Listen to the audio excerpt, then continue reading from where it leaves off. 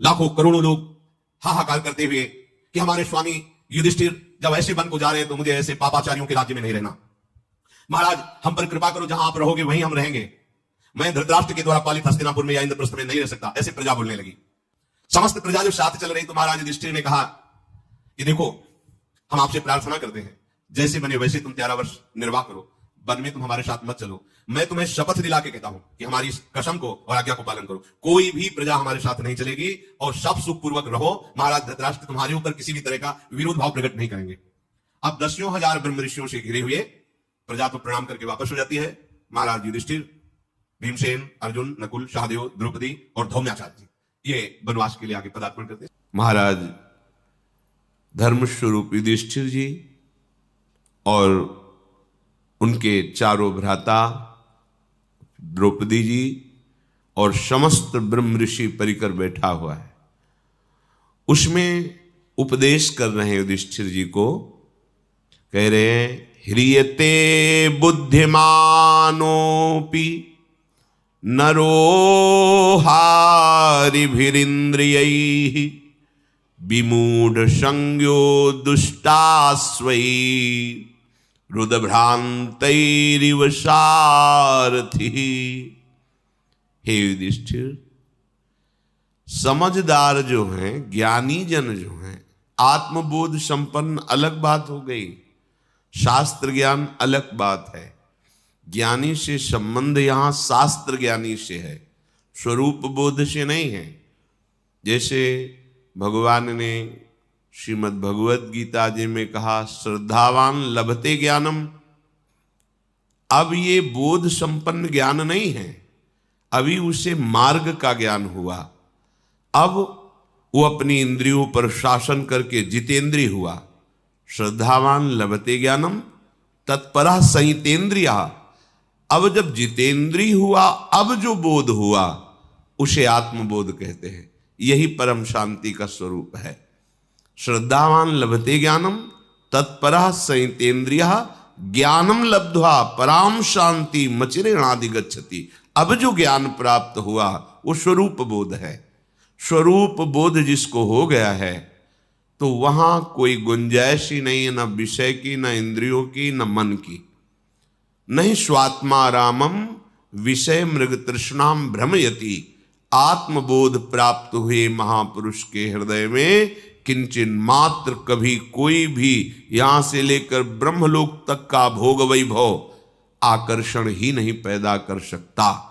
ये बोध संपन्न महापुरुष की स्थिति होती है। नहीं स्वात्मारामम विषय मृग तृष्णाम भ्रमयति। आत्माराम पुरुष कभी विषय मृग तृष्णा में भ्रमित नहीं होता।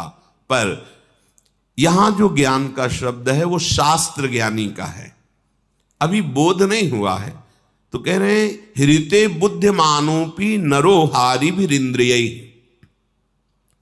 जो शास्त्र सिद्धांत को जानते हैं, जिन्हें शास्त्रों का ज्ञान है, उनकी भी इंद्रियों को विषय खींच लेते हैं। इतने बलवान विषय हैं।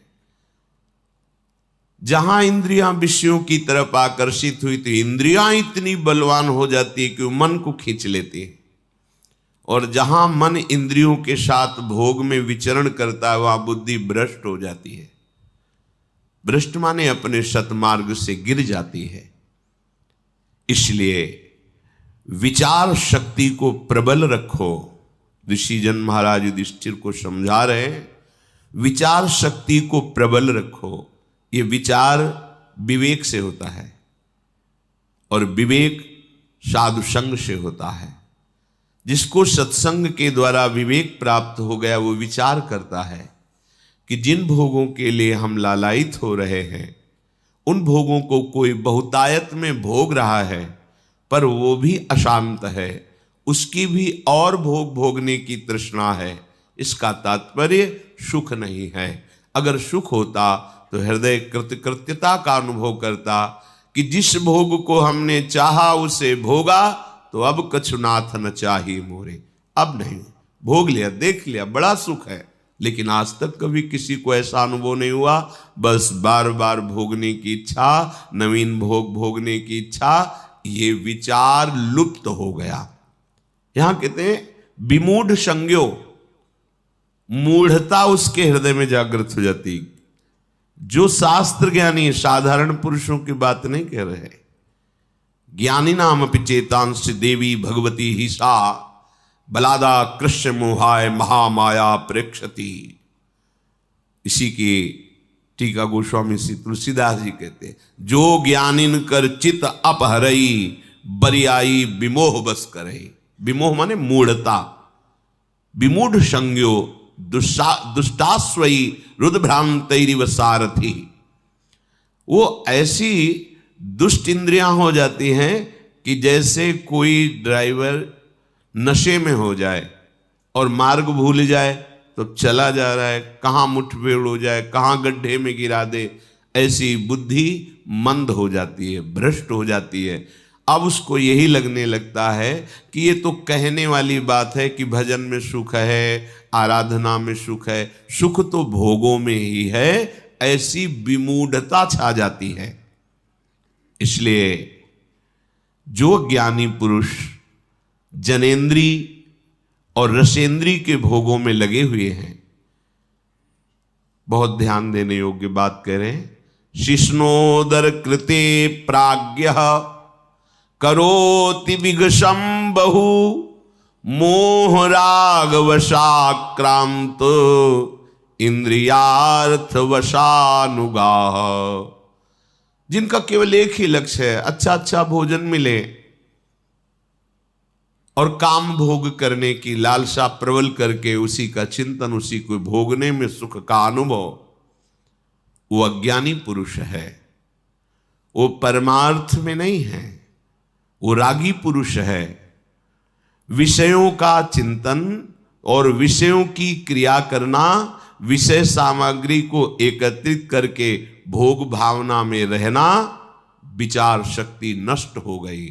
अर्थात जो मनुष्य जीवन की दुर्लभता भगवत प्राप्ति के लिए कही गई, वो निकृष्ट भाव को प्राप्त हो गई। तिनते खर सूकर श्वान भले, जड़ता बस जे न कहें कछुए। उनसे सुअर कुत्ता गधा अच्छे। क्यों अच्छे? क्योंकि अपने कर्मों का भोग भोग कर ऊपर उठ रहे हैं, और हम मनुष्य शरीर में ऐसे आचरण कर रहे हैं कि अब हमें बहुत नीचे गिरना पड़ेगा। जहां विचार शक्ति लुप्त हुई तो दशा बदल जाती है अजितेंद्रीय पुरुष की, बड़ी दुर्गति को प्राप्त होता है। अभी तो पता नहीं चलता, जब उसका फल आता है, कर्म भोग का परिणाम आता है, तब त्राहिमाम मचता है हृदय में। कोई रास्ता दिखाई नहीं देता कि हम जिस रास्ते से चल करके अब अपने को बचा लें। पूरे संसार को जीतना है उपासक को, पूरे संसार को यही जीतना है। कोई भी अनुकूल प्रतिकूल मान अपमान हमारे चिंतन को न ले पावे। आप देखो अपने चिंतन को, समझाने की जरूरत नहीं। अब अगर अच्छे उपासक हो तो अंतर्मुख होकर देखो क्या चल रहा है। अगर प्रभु के सिवान्य कोई चिंतन चल रहा है, वस्तु व्यक्ति स्थान, तो रागात्मक या द्वेषात्मक दो ही होगा। फिर क्या है? वही प्रपंच है? नहीं, हमें मिटाना है ये चिंतन। जो ऐसा, तो राग द्वेष मुक्त हो करके देव स्वरूप हो जाता है। देव भगवान को कहते हैं, भगवत स्वरूप हो जाता है। हे कुंती नंदन, तुम ऐसा चिंतन मत करो कि तुम्हारे पास धन नहीं, तुम्हारे पास भोग सामग्री नहीं, तो हम ऋषि लोग चले जाएं। मन और इंद्रियों को भली भांति वश में करके तपस्या द्वारा महान योग जनित परमानंद धन को प्राप्त करने की बात करो। ऐसा ऋषियों ने जो उपदेश किया, तो महाराज युधिष्ठिर ने पुनः सबको प्रणाम करके कहा कि हे ब्रह्म ऋषियों, मैं आपके पालन पोषण की बात सोचकर ऐसा बोल रहा हूं। मुझे धन की प्रियता नहीं है, भोगों की प्रियता नहीं है, पर मैं आप सबका त्याग भी नहीं करना चाहता।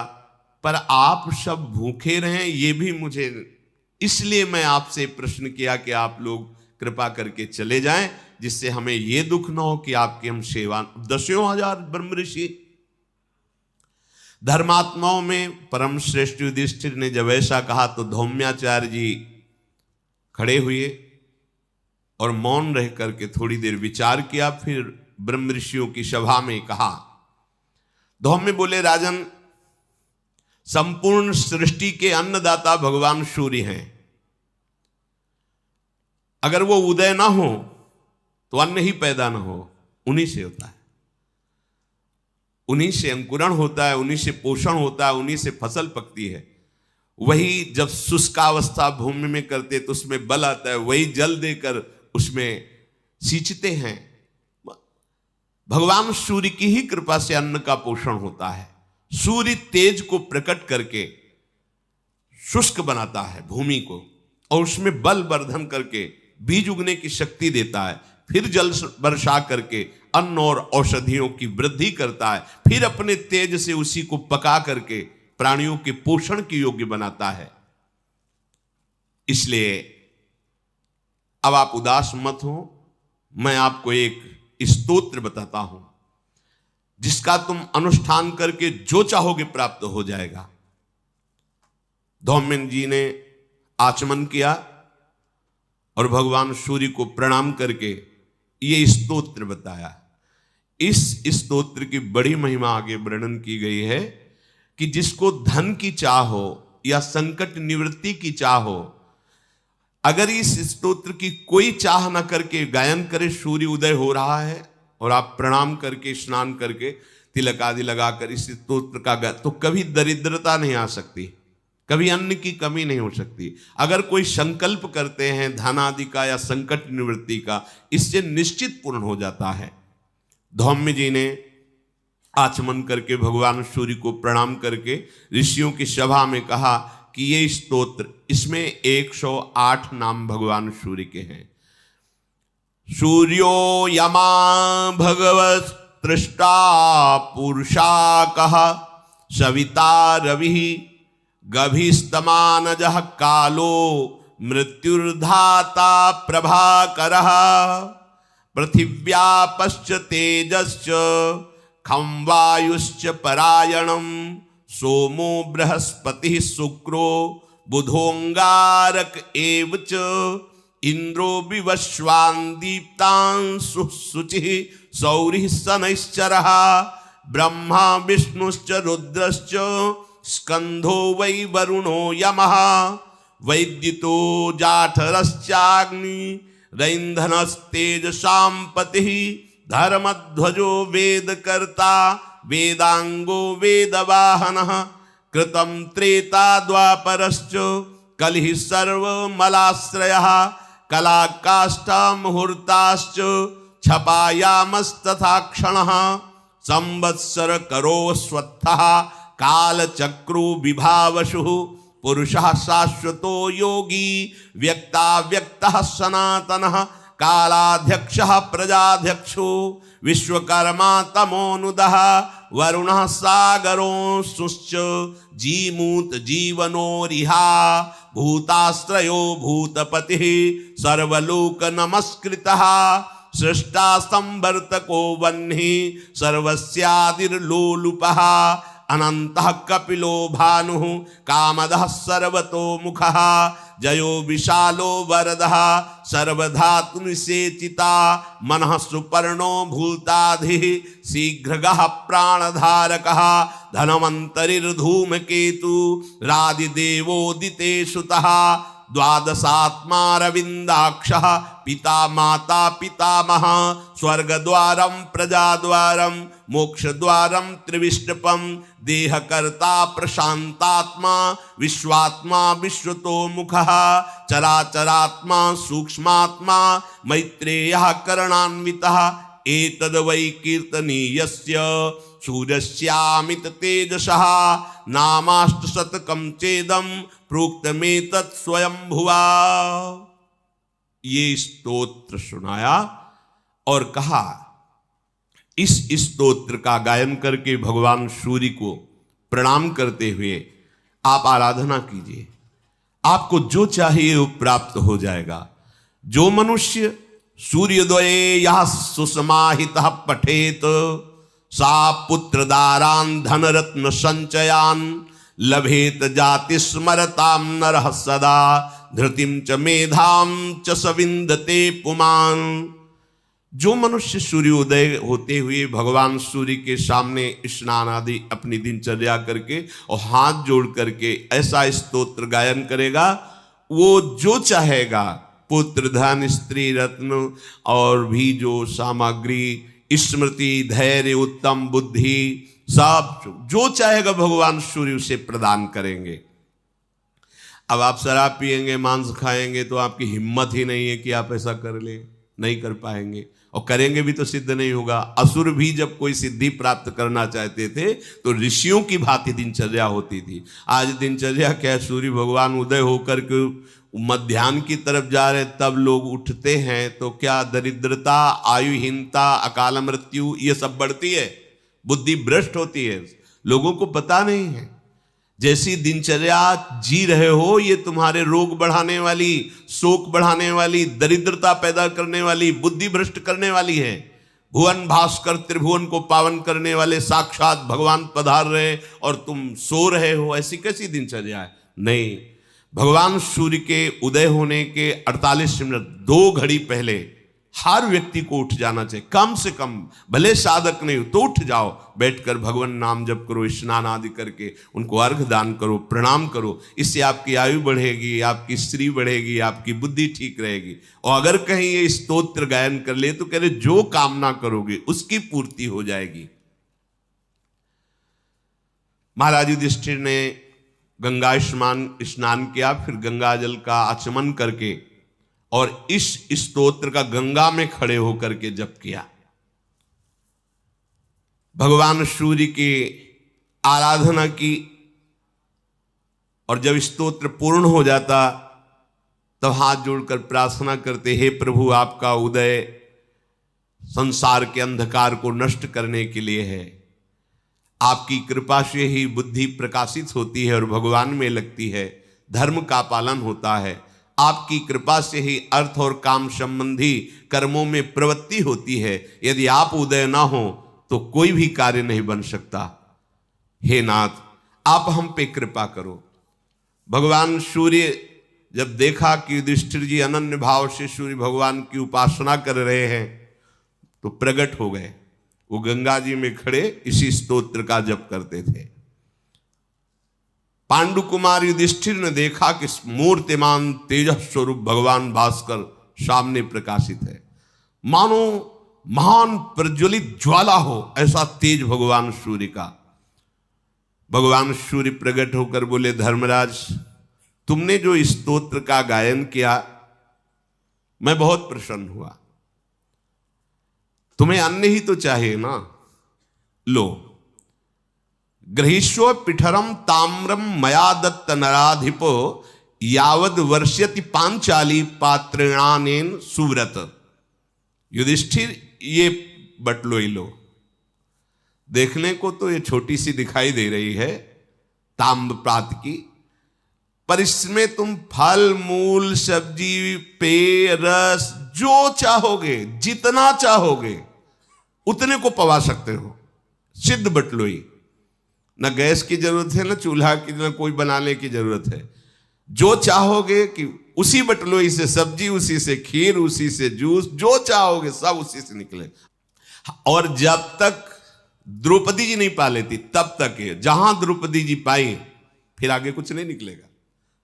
जब तक पवाना है द्रौपदी जी ना पाए, और जहां द्रौपदी जी ने प्रसाद पाया, क्योंकि बाद में द्रौपदी जी पाती थी, फिर इसके बाद उसमें नहीं निकलेगा।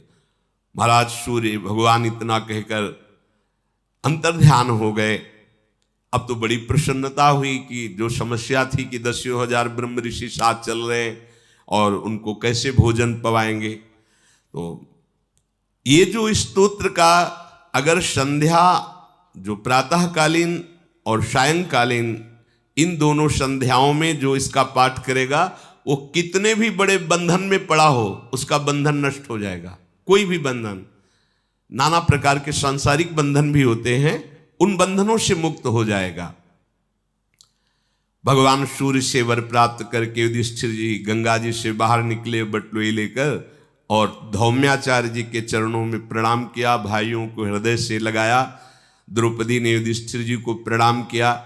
पांडुनंदन युधिष्ठिर जी ने बटलोई रखी और जो जो चाहा तो उसमें सब प्रकार के 56 भोग तैयार, जो चाहो परसते जाओ। चार प्रकार के अद्भुत चोष्य भोज्य ऐसे जो वो सब पदार्थ उसमें। ब्राह्मणों ने खूब दिव्य भोग पाया। युधिष्ठिर जी ब्राह्मणों को पवाकर, भाइयों को पवाकर पाए। उसके बाद द्रौपदी जी ने पाया।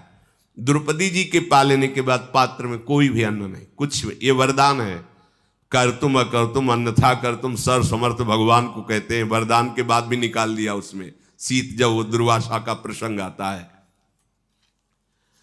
तदनंतर अब ब्राह्मण समुदाय, ब्रह्म ऋषियों का समुदाय और धौम्य जी के साथ पांडव वहां से चले काम्यक वंशे। जब पांडव हस्तिनापुर से निकल के गए थे, तब से महाराज धृतराष्ट्र का मन बहुत जल रहा था और घबरा रहा था। अगाध बुद्धि महात्मा विदुर को बुलाया और धृतराष्ट्र जी ने कहा कि मुझे पता है विदुर जी, तुम्हारी बुद्धि शुक्राचार्य जी के समान परम प्रवीण और धर्म की ज्ञाता है। सूक्ष्म से सूक्ष्म बात को आप जानते हैं। हम सब तुम्हारा सम्मान करते हैं। मेरा हृदय बहुत जल रहा है, क्या होगा मेरा? आप बता सकते हो कि इस समय मुझे क्या करना चाहिए? हमारा जो कर्तव्य हो आप आदेश करो। ये पूर्वासी लोग हमारी निंदा करते हैं, ऐसा गुप्तचरों ने बताया। तो कोई ऐसा उपाय बताओ जिससे पांडव लोग हमारा सर्वनाश ना कर दें, प्रजा विरोध में ना खड़ी हो जाए, मेरा हृदय भी शीतल हो जाए। विदुर जी ने कहा, महाराज आप धर्म अर्थ और काम तीनों प्रकार की प्राप्ति का जो मूल कारण है उसका तो त्याग कर दिए हैं, सत्य मार्ग, तो आपका हृदय जलेगा नहीं और क्या होगा? धर्मात्मा पुरुष सत्य धर्म को ही जड़ बताते, आपने तो जड़ उखाड़ दी। महाराज अभी आपकी बुद्धि काम कर रही है कि आप हमसे प्रश्न कर रहे हो कम से कम, तो आपसे मैं हाथ जोड़ के प्रार्थना करता हूं, पांडु पुत्रों का पालन कीजिए, नहीं तो आपका सर्वनाश हो जाएगा। ये पापात्मा तुम्हारा पुत्र दुर्योधन दुशासन जो किया है ना द्यूत सभा में, विश्वास करो हमारी बात पे, उसे ब्रह्मा भी नहीं बचा सकते। अब यदि आप कुंती नंदन युधिष्ठिर को आदेश करेंगे तो वापस आ जाएंगे, क्योंकि वो आपके आदेश को नहीं काटते। कपट पूर्वक आपने पराजित किया, बलपूर्वक विनाश वो आपका करेंगे। दुरात्माओं द्वारा पांडवों के प्रति जो अपराध हुआ, दुर्व्यवहार हुआ, उसकी शांति का उपाय हम बताते हैं। घोषित कर दो कि दुर्योधन का त्याग कर दिया गया, हस्तिनापुर से निकाल दिया गया, और निकाल दो उसे, और पांडवों को सम्मान के साथ आप चलो और हम चलते हैं, भीष्म जी चलते हैं, उनको मना के लाते हैं। यही उपाय है जिससे आप बच सकते हो। दुर्योधन का त्याग करो, जिससे उनकी गुस्सा शांत हो जाएगी पांडवों की, आपका यश निर्मल हो जाएगा, आपके कुल का विनाश नहीं होगा। और शकुन के लिए आदेश कर दो कि कभी हस्तिनापुर में प्रवेश नहीं करेगा। ऐसा करने पर आपके पुत्रों को राज्य भी मिलेगा और आपका यश भी होगा, इसी में आपकी शांति होगी। मैंने साफ कह दिया कि ये दुर्योधन और शकुन दोनों को हस्तिनापुर से निकाल दो। राजन, मैंने जो आपको बात कही है धर्मयुक्त कही है, और ये पश्चाताप का अवसर है, आप कर लीजिए अपना प्रायश्चित। दुर्योधन और शकुनी को निकाल दीजिए, पांडवों को विनय पूर्वक ले आइए। धृतराष्ट्र जी को गुस्सा आ गया। उनका विदुर मैं तो आज तक समझता था तू मेरा भाई है और मेरा हितकर वचन बोलेगा, मेरे पुत्र के लिए तुम कह रहे हो निकाल दो। मेरा मन और जल गया तुम्हारी बात सुन करके। जब बुद्धि विपरीत होती है तब ऐसा होता है, बुरी दशा आने के पहले बुद्धि बदली जाती है। इस समय तुम जो कह रहे हो मैं समझ गया, तुम पांडवों के पक्षधारी हो। आज की बात से मैं समझ गया तुम मेरे नहीं हो, मेरे हितैषी नहीं हो, तुम पांडवों का पक्ष लेने वाले हो और मुझे उपदेश कर रहे हो कि पुत्र का त्याग कर दो। मैं अभी तक तुम्हारा सम्मान करता रहा, आज मैं कुटिलतापूर्ण सलाह से समझ गया कि तुम्हारी स्थिति क्या है। जाओ अभी इसी समय तुम मेरे राज्य से निकल जाओ, चलो सभा से बाहर निकलो। अब राजा है, मैं तुम्हारा त्याग करता हूं। स्वामी धृतराष्ट्र जी हैं, जैसा आदेश करेंगे वैसा होगा। महाराज धृतराष्ट्र ऐसा आदेश देकर उठे और महल के भीतर चले गए। गंगा जी के तट पर साथियों सहित कुरुक्षेत्र में ब्रह्म ऋषियों के साथ पांडव पहुंच चुके हैं। सरस्वती, दृषद्वती, फिर यमुना जी के किनारे वनों में भ्रमण कर रहे हैं। मरुभूमि वन्य प्रदेशों की यात्रा करते हुए काम्यक वन का दर्शन किया, जहां बहुत से ऋषि मुनि विराजमान थे। बहुत सुंदर सुंदर लुभायमान वृक्ष, लता, पशु पक्षी और बड़े बड़े मुनिजन। तो मुनियों ने महाराज युधिष्ठिर को बैठाला और बहुत सांत्वना पूर्वक उनको उपदेश किए। विदुर जी ने देखा कि धृतराष्ट्र जी की बुद्धि तो बदली हुई है, अब निकलने का आदेश कर दिया। सोचा आप चलो पांडवों के पास ही चलते हैं। एक रथ से काम्यक वन में गए।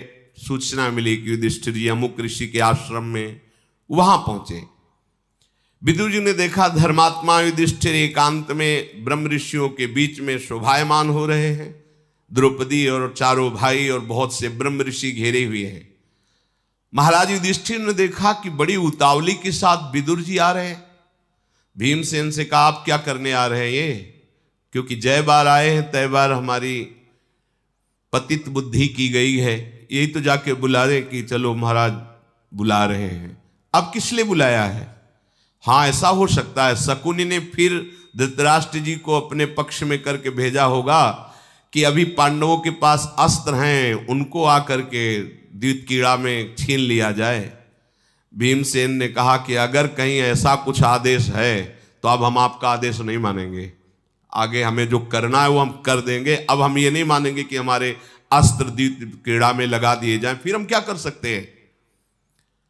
सब ऐसे विचार में ही थे कि विदुर जी आ गए तो उठकर खड़े हुए। युधिष्ठिर पांडव स्वागत सत्कार किया। विदुर जी ने ब्रह्म ऋषियों को प्रणाम किया।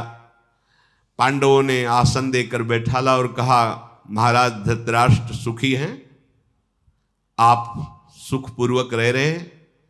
विदुर जी ने कहा अजात शत्रु तुमसे वैर करके कौन सुखी रह सकता है।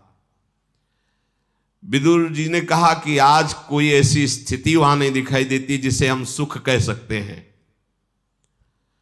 और मेरे लिए जो हितकर बात थी मैंने धृतराष्ट्र से कहा, पर उनको जमा नहीं, उनकी रुचि नहीं, उन्होंने मुझे निकाल दिया। मैं दोनों पक्ष का परम कल्याण चाहता हूं युधिष्ठिर, लेकिन महाराज धृतराष्ट्र को इतना अपने पुत्र से मोह है, जैसे रोगी को हितकर भोजन अच्छा नहीं लगता, कुपथ ही अच्छा लगता है, ऐसे धृतराष्ट्र जी को नाश वाली बातें अच्छी लगती हैं जिससे विनाश हो। धृतराष्ट्र जी ने कुपित होकर मुझसे कहा है कि तुम्हारा हम त्याग करते हैं, तुम हमारे नगर हस्तिनापुर से चले जाओ। धृतराष्ट्र जी ने मुझे त्याग दिया है तो मैं तुम्हें केवल उपदेश देने आया हूं, तुम्हारे पास नहीं रहना चाहता। मैंने जो बड़े बड़े संतों से और धर्म का भाव जाना है वो मैं तुम्हें बता रहा हूं। देखो चाहे जितना तुम्हें कष्ट मिले तुम क्षमा का ही आश्रय लेना, क्रोध मत करना। अनुकूल अवसर आएगा तो भगवान सब अपने आप संभाल देंगे, जो करवाना है कर, लेकिन आप हृदय में जलना मत, क्षमा रखना। मन को वश में रखने वाला पृथ्वी की क्या संपूर्ण लोकों पर विजय प्राप्त कर लेता है। मन पर जिसने विजय प्राप्त कर ली वही विजेता है। पांडुनंदन, व्यर्थ की बकवाद करने वाला कभी सुखी नहीं होता, सुखी होता है सत्य और कम भाषण करने वाला। सहायक भाई बंधुओं के साथ बैठ करके जो धर्म पूर्वक चर्चा करता है वो आगे चल करके संपूर्ण जगत का पूज्य बन जाता है। ऐसा बर्ताव करना कि किसी को भी कष्ट ना हो, तो तुम्हारी उन्नति प्रतिदिन वन में ही प्रारंभ हो जाएगी। युधिष्ठिर बोले विदुर जी मैं तो सदैव आप गुरुजनों के द्वारा सिखाए मार्ग पर चलता हूं, सावधान होकर चलता हूं, पर काल ने ऐसा अवसर उपस्थित कर दिया है। विदुर जी पांडवों से कहा कि बस तुम धर्म पे चलना, दुखी मत होना और अपने मन को सदैव प्रभु में लगाना। अब महाराज जब विदुर जी को ऐसा बोलकर धृतराष्ट्र जी गए तो चिल्ला चिल्ला के रोने लगे, क्योंकि हृदय इतना जलाना। सोचा कि अरे इतना बड़ा महामंत्री और मेरा भाई विदुर जी छोटे भाई भी हैं, भगवान व्यासदेव जी के द्वारा धृतराष्ट्र, पांडु और विदुर जी का प्रादुर्भाव हुआ है। ये मेरी बुद्धि को क्या होता जा रहा है, ये अधर्म मेरे से क्यों हो रहा है। भगवत विमुख होने पर ऐसा ही होता है, आप जितना संभालने की कोशिश करोगे उतने नष्ट होते चले जाओगे, और भगवत सन्मुख रहोगे, आपका कोई विनाश करना चाहे, गिराना चाहे, वो जितना गिराएगा आप उतना उठते चले जाओगे। पांडवों के पक्ष में यदि विदुर जी जाके उनके साथ रहने लगे तब तो मेरा नाश हो ही जाएगा। तो अपने प्रिय संजय जी को बुलाया और कहा, संजय, विदुर जी मेरे भाई हैं, महामंत्री हैं, सुहृद है, साक्षात धर्म है, पर पता नहीं मेरी बुद्धि को क्या हो गया कि मैंने उनको निकाल दिया। अब मैं ये समझ रहा हूं कि अगर विदुर जी राजी नहीं हुए तो बहुत जल्दी मेरा नाश हो जाएगा। इसलिए मैंने निश्चय किया है कि विदुर जी को यहां लाया जाए सम्मान पूर्वक, अगर नहीं आए तो हम प्राण त्याग देंगे। धृतराष्ट्र जी ने कहा। संजय ने कहा, चलो आपकी बुद्धि अभी ठीक निर्णय तो कर रही है, मैं अभी जाता हूं काम्यक वन में जहां पांडव विराजमान हैं। संजय वहां गए, देखा युधिष्ठिर जी मृगचर्म धारण किए हुए ब्राह्मण ब्रह्म सभा के बीच में बैठे और विदुर जी धर्म का उपदेश कर रहे। महाराज युधिष्ठिर ने देखा कि संजय जी आए, संजय जी का आदर करके सुखपूर्वक बैठाला और कहा, आने का कारण, यहां आपके आने का कारण क्या है। संजय ने कहा, विदुर जी, महाराज धृतराष्ट्र के आंसू नहीं बंद हो रहे, वो आपका स्मरण करके रो रहे हैं, आप जल्दी चलिए और उनको जीवन दान दीजिए। कुरुकुल को आनंदित करने वाले पांडव, आप इनको प्रेरित कीजिए। अगर विदुर जी नगर में नहीं गए तो धृतराष्ट्र जी ने कहा हम अपने प्राण त्याग देंगे।